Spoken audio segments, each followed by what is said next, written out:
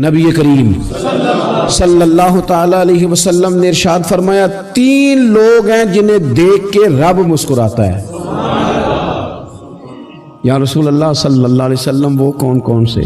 تو محبوب فرمانے لگے ایک وہ بندہ ساری مخلوق سوئی ہے، آدھی رات ہے، رات کا پچھلا پہر ہے، اس نے اٹھ کے وضو کر لیا، مصلی پہ کھڑا ہو گیا خدا کی یاد میں، فرمایا اسے دیکھ کے رب مسکراتا ہے جو اس کی شان کے لائق ہے۔ مسکراتا ہے اللہ۔ یہ تو سونے کا ٹائم تھا، یہ تو گہری نیند آنے کا وقت تھا، رات کا پچھلا پہر۔ رات پوے تے بے درداں نو نیند پیاری آوے تے درد منداں نو یاد سجن دی ستیاں بھی آن جگاوے، اور ساون کی کالی راتوں میں جب بوندا باندی ہوتی ہے، وہ راتوں کو اٹھ اٹھ روتے ہیں جب خلقت ساری سوتی ہے۔ اللہ مسکراتا ہے۔ اور سننا میرے بھائی، میرے نبی پاک صلی اللہ تعالی علیہ وسلم فرماتے ہیں جب مسلمان نماز کے لیے صفیں بناتے ہیں نا، ترتیب لگ رہی ہوتی ہے، اب اللہ کی بارگاہ میں کھڑے ہوں گے، قیام کریں گے، رکوع کریں گے، سجود کریں گے، فرمایا جب مومن صفیں بناتے ہیں تو رب دیکھ کے مسکراتا ہے، مسکراتا ہے۔ کمال ہو گئے عروج بندگی کا، جب بندے کو دیکھ کے رب مسکرائے، خدا بندے سے خود پوچھے بتا تیری رضا کیا ہے، مسکراتا ہے۔ اور میرے نبی پاک علیہ السلام فرماتے ہیں جب مجاہد جہاد کے لیے صفیں سیدھی کرتے ہیں، آج تو یہ رب کے نام پہ مرنے ہی آ گئے، یہ صفوں میں کھڑے ہوں گے، ترتیب سے لڑیں گے، ترتیب سے گلا کاٹیں گے کافروں کا یا شہادت لیں گے۔ فرمایا جب جہاد کے لوگ صفیں بناتے ہیں تو رب انہیں دیکھ کے مسکراتا ہے۔ کتنے نصیبوں والا وہ بندہ ہے جسے دیکھ کے مسکرا دیا۔ او یار، کبھی تیرا بیٹا تیرے سامنے مسکرائے نا چھوٹا تو تیرا دل باغ باغ ہو جاتا ہے۔ تیری ماں بیمار کسی ایک دن صحیح طرح ہنس پڑے تو طبیعت خوش ہو جاتی۔ مجھے بتاؤ نا جس کا رب بھی اسے دیکھ کے ہنس پڑے، جو اس کی شان کے لائق ہے، کیا اس بندے کے نصیبیں ہیں، کیا اس کے مقدر ہیں۔ آپ اس مقام پر اپنے آپ کو لائیں۔ اب دیکھیں نا، یہ حدیث آپ نے سن لی، اب ہم نے نا اس طرح صفحے نہیں بنانے جس طرح ساری دنیا، اب ذرا صفحے بھی شوق سے بنائیں گے، اب ذرا تھوڑا سا شوق پیدا کریں گے۔ بھئی یہ تو میں وہ کام کرنے لگا ہوں جسے دیکھ کے رب مسکراتا ہے۔ نبی پاک صلی اللہ علیہ وسلم نے فرمایا جب کوئی بندہ توبہ کرتا ہے نا، ہم توبہ کا رٹا لگاتے ہیں، یا اللہ میری توبہ، یا اللہ۔ اور توبہ کا تو مطلب یہ ہے کہ پچھلے گناہوں سے پکی توبہ، آج کے بعد یہ غلطی نہ کرنے کا پکا وعدہ۔ تو نے ساری شب برات رو کے گزاری ہے، بتا سویرے جھوٹ جوڑنے کا ارادہ ہے تیرا؟ آج کے بعد رشوت تو نہیں نہ لے گا، ملاوٹ تو نہیں نہ کرے گا، یہ توبہ ہے۔ اور اگر سارے کام اسی طرح کرنے تو پھر یہ توبہ کا رٹا ہے، جتنا مرضی لگاؤ۔ حضرت علی بن ربیعہ رضی اللہ تعالیٰ عنہ فرماتے میں مولا علی کے ساتھ تھا، مقام حرہ کی طرف جا رہے تھے، حضرت علی نے ہاتھ اٹھا کے دعا مانگی ہماری تعلیم کے لیے، ورنہ حضرت علی ہم صحابہ کو محفوظ عن الخطا تو مانتے ہیں نا۔ ہاتھ اٹھا کے کہا اے اللہ ہمارے گناہ بخش دے، تیرے علاوہ کوئی معاف کرنے والا نہیں۔ اور پھر حضرت علی آسمان کی طرف دیکھا اور دیکھ کے نا حضرت علی بن ربیعہ کو تو مسکرائے۔ حضرت علی بن ربیعہ کہنے لگے حضور مسکرائے کیوں ہو؟ فرمانے لگے ایک دن میں حضور کے ساتھ اسی طرح آیا تھا، اسی طرح حضور نے دعا فرمائی تھی ہماری تعلیم کے لیے، اور پھر حضور مجھے دیکھ کے مسکرائے تھے اور فرمایا جب کوئی بندہ رب کی بارگاہ میں اس طرح استغفار کرتا ہے تو رب مسکراتا ہے، اور مسکرا کے فرماتا دیکھ لو میرے بندوں کو پتا ہے کہ میرے علاوہ معاف کرنے والا کوئی نہیں، انہیں پتا ہے، تم اس کی بارگاہ میں رجوع تو لاؤ، آؤ تو صحیح دو آنسو لے کر۔ اقبال کہتے ہیں کہ موتی سمجھ کے شان کریمی نے چن لیا، قطرے دو گرے میرے اب کے انفعال کے، دو میں نے آنسو بہائے تھے تو اس کے کرم نے تو موتی سمجھ کے چن لیا۔ سنو نا حضور اس استغفار کو، اللہ کو یار رات کو توبہ کر کے سونا چاہیے ہمیں۔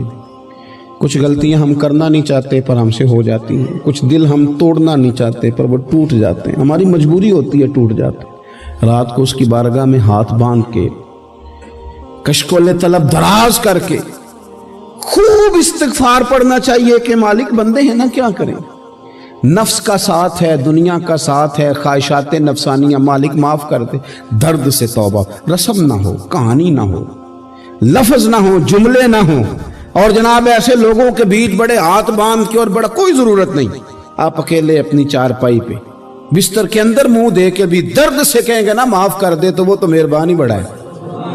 میرے نبی پاک صلی اللہ علیہ وسلم مثال دیتے ہیں، فرمایا ایک آدمی صحرا میں جا رہا، صحابہ سے حضور خطاب کر رہے ہیں، فرمایا ایک آدمی صحرا میں جا رہا تھا، اس نے اپنی اونٹنی پہ کھانا پانی پیسے ہر چیز رکھی ہوئی تھی، صحرا تھا بہت بڑا، درمیان صحرا کے گیا تو تھوڑا سا سستانے کے لیے آرام کرنے کے لیے اونٹنی سے نیچے اترا، اب اس نے اونٹنی کی لگام اونٹنی کی نکیل اپنے سرہانے کے نیچے رکھی، ہاتھ کے ساتھ پکڑی اور سو گیا۔ تھوڑی ہی دیر کے بعد جب اس کی آنکھ کھلی تو دیکھا اونٹنی غائب ہے۔ صحرا میں وہ پیدل نہ آگے جا سکتا ہے نہ پیچھے جا سکتا ہے، نہ دائیں نہ بائیں، کھانے کو روٹی نہیں، پینے کو پانی کا قطرہ نہیں، تھوڑا ادھر بھاگا ادھر بھاگا، تھک گیا۔ کریم محبوب فرماتے ہیں وہ پوری طرح نڈھال ہو گیا اور مایوس ہو گیا، معاذ اللہ، مایوس ہو کے دوبارہ اسی جگہ آ کے لیٹ گیا جہاں پہلے لیٹا تھا، انتظار کرنے لگا کہ اب موت ہی آئے گی، آخری وقت ہے، اب نہ میں پیدل یہ صحرا کراس کر سکتا ہوں، نہ پیچھے جا سکتا ہوں، نہ کھانا ہے نہ پانی ہے، سوائے موت کے کوئی سہارا نہیں۔ حضور فرماتے ہیں وہ رستے میں دوبارہ لیٹ گیا، اچانک اس نے رخ بدلا تو اونٹنی سامنے کھڑی تھی۔ حضور نے صحابہ سے پوچھا بتاؤ نا اسے بھلا کتنی کو خوشی ہوگی؟ یا رسول اللہ جی سے نئی زندگی مل گئی ہے۔